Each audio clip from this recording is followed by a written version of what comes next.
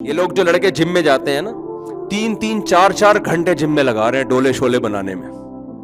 میں ان سے اکثر کہتا ہوں جم میں جانا چاہیے، ضروری ہے اس زمانے میں.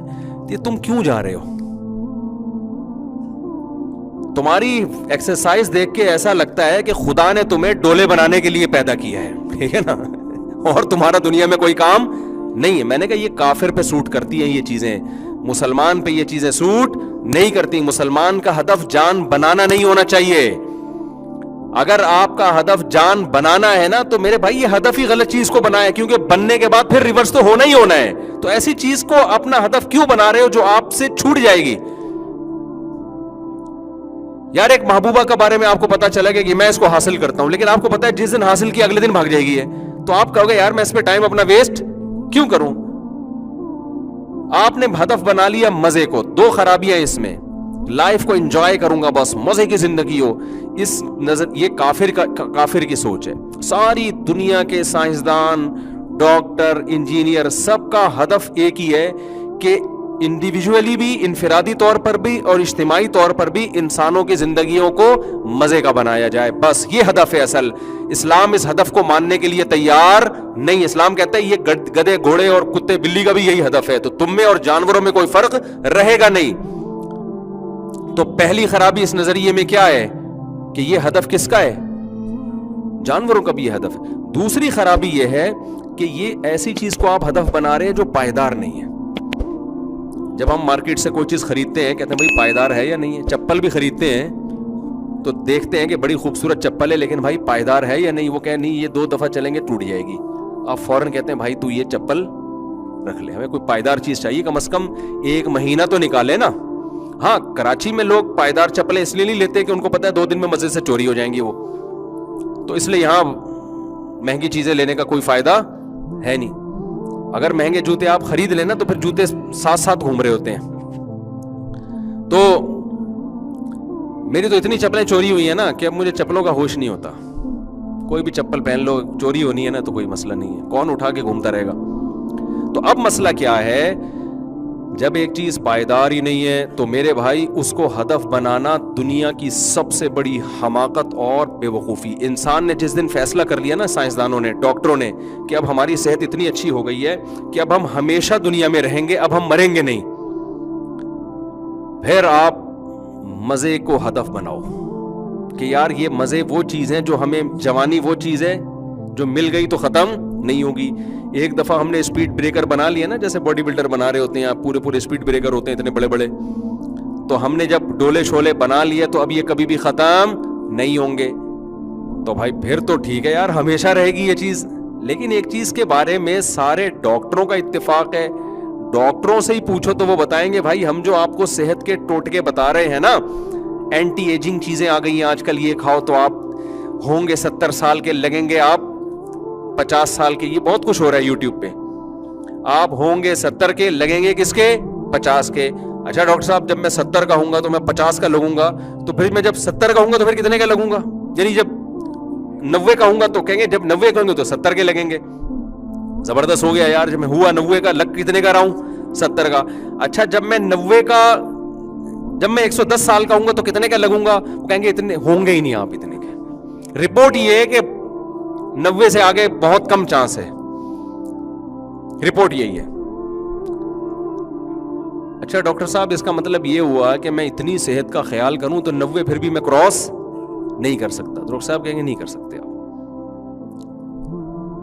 تو ڈاکٹر صاحب اس کا مطلب یہ ہوا کہ آپ کی میڈیکل سائنس کی جتنی بھی رپورٹیں ہیں، جتنے بھی صحت بنانے کے نسخے، زیادہ سے زیادہ 10 15 20 سال تک فائدہ پہنچائیں گے، اس کے بعد ان نسخوں سمیت میں قبر میں ہمیشہ کے لیے دفن ہو جاؤں گا. یہی رزلٹ نکلا نا.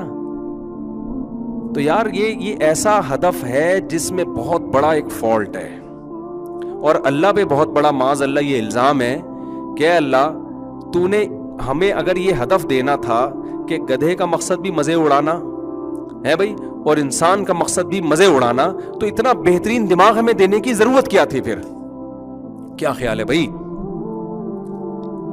وہی بات ہو گئی نا کہ ایک مینیجر، آپ نے کیا کہا کہ اپنے کمپنی نے نا سی اے کروایا اپنے کسی ملازم کو، چارٹرڈ اکاؤنٹنٹ بنا دیا اور اس کے بعد اس کو پوچھا لگانے پہ لگا دیا. تو وہ کیا کہے گا کہ سر آپ نے مجھے سی اے کروایا کیوں جب مجھ سے پوچھا ہی لگوانا تھا؟ یہ اعتراض بنے گا کہ نہیں بنے گا؟ تو ہم بھی اللہ سے پوچھیں گے کہ اللہ جب تو نے ہمارا ہدف یہ بنایا تھا کہ ہم نے لائف کو انجوائے کرنا ہے تو اس کے لیے اتنی ذہین کھوپڑی کی ہمیں ضرورت تھی نہیں. ایسا ہی دماغ مل جاتا ہے تو گدھے گھوڑوں کتوں کو ملتا ہے. اتنا کافی تھا مزے اڑانے کے لیے, بلکہ اس میں سب اڑا لیتے ہیں. ابھی تو دماغ زیادہ دے دیا, کچھ تو بڑے مزے اڑا رہے ہیں, سونے کے نوالے کھا رہے ہیں, اور کچھ لوگوں نے ظلم کر کے دوسروں کے منہ سے جتنے جو ضروری مزے ہیں نا وہ بھی نہیں مل رہے ان کو. آپ کو پتا ہے دنیا میں کتنے ملکوں میں غریب کو 2 وقت کی روٹی نہیں مل رہی کھانے کی, اور وہ ان قوموں کی وجہ سے نہیں مل رہی جو بڑی ایجوکیٹڈ پڑھی لکھی قوم ہے, انہوں نے ان کے وسائل پہ قبضہ کیا ہوا ہے. دنیا میں بہت سے ملک ایسے ہیں جہاں ان کے پاس لوگوں کے پاس کھانے کے لیے روٹی نہیں. ایک دفعہ تبلیغ جماعت گئی افریقہ کے کسی کنٹری میں, انہوں نے کہا کہ ہم نے وہاں لوگوں کو دیکھا ہے کہ مہینوں مہینوں ان کو گوشت کھانے کو نہیں ملتا, پتے ابال ابال کے کھاتے ہیں. اس سے تو وہاں کا گدھا اچھا ہے یا نہیں ہے؟ اس کو اس کی اوریجنل خوراک مل رہی ہے, انسان کو اس کی اوریجنل خوراک نہیں مل رہی.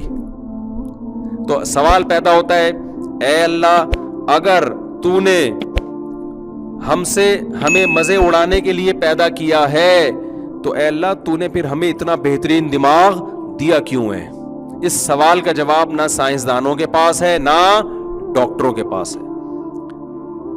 یہ بات بھی ہمیں کون بتائے گا؟ جو اللہ کے بھیجے ہوئے سفیر ہیں. اللہ نے ان پہ اپنے کلام کو نازل کیا اور اللہ نے بتایا کہ میں نے تمہیں جو اتنا بہترین دماغ دیا, اور آدم علیہ السلام کے بارے میں فرشتوں کو حکم دیا کہ ان کو سجدہ کرو, جنات کو حکم دیا ان کو سجدہ کرو, یہ سب سے افضل مخلوق ہے. اس کی وجہ یہ ہے کہ میں نے تمہیں لیبلوکم ایکم احسن عملا, یہاں کے لیے پیدا ہی نہیں کیا ہے. میں نے تمہیں پیدا کس کے لیے کیا ہے؟ آخرت کے لیے پیدا کیا ہے.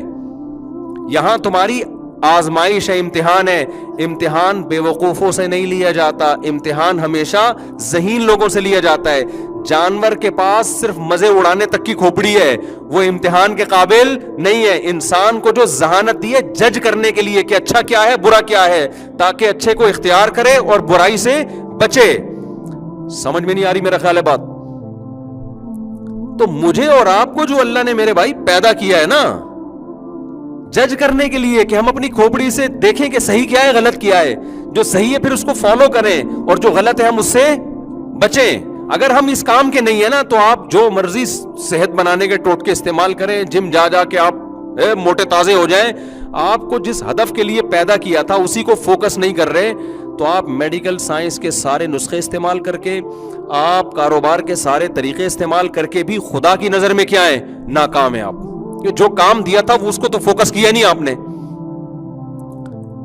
جو اللہ نے آپ کو کام دے کے بھیجا تھا اس کو تو آپ نے فوکس کیا ہی نہیں. تو بار بار یہ بات دماغ میں بٹھا لو کہ دنیا آپ کو جس طرف لے کے جا رہی ہے نا, اللہ اس راستے کو 100% غلط سمجھتا ہے. آپ سوشل میڈیا پہ بیٹھو گے, آپ ڈرامے دیکھو گے, آپ فلمیں دیکھو گے, آپ گھر میں بات کرو گے, سب کی بات A to Z کہاں سے شروع؟ دنیا سے شروع ہوتی ہے اور ختم کس پہ ہوتی ہے؟ دنیا پہ ختم ہوتی ہے. آپ دوستوں کی محفل میں بیٹھے ہو, کیا بات ہوتی ہے؟ ابھی کیا کما رہا ہے تو؟ یہی بات ہوتی ہے نا, تیری ارننگ کتنی ہے یار؟ ابے میں تو یہ آج کل میں نے طوطوں کا بزنس شروع کیا ہے. ہاں سنا بڑا اچھا چل رہا ہے. اس کا ہمارے مقصد حیات سے کوئی تعلق ہے؟ کیا کر رہا ہے یار؟ میں رکشا لے لیا میں نے. ہاں یار سنا ٹیکسی زیادہ آج کل کس میں. اور سنا تو کیا کر رہا ہے یار؟ میں نے سنا ہے مفتی صاحب سے چارٹرڈ اکاؤنٹنٹ کی تنخواہ 40 لاکھ روپے ہوتی ہے. ہوتی نہیں ہے, یہ ذہن میں رکھنا. کوئی ایسا نہ ہو سی اے کر کے پھر مجھے بولو کہ یار اتنا پڑھ لیا. پاکستان میں نہیں ہوتی. تو باہر ایک صاحب تھے باہر سی اے کیا انہوں نے, تو ان کی 40 لاکھ تنخواہ تھی پچھلے سال. انہوں نے مجھے بتایا, تو اس سے مجھے پتا چلا سی اے والے کی کتنی ہوتی ہے بھائی. لیکن جس محنت کے بعد ان کو 40 لاکھ دے رہے تھے نا, میں نے کہا بھائی اس سے وہ 40,000 والا زیادہ بہتر ہے جو تمیز سے سکون سے زندگی گزارتے ہیں. وہ بھائی سارا دن تو وہ کیلکولیشن میں لگے رہتے تھے بیٹھ کے.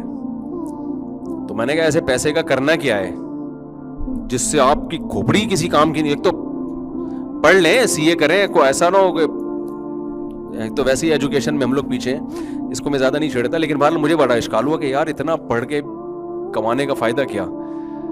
تو دماغ آدھا تو دماغ زندگی تو برباد ہو گئی نا.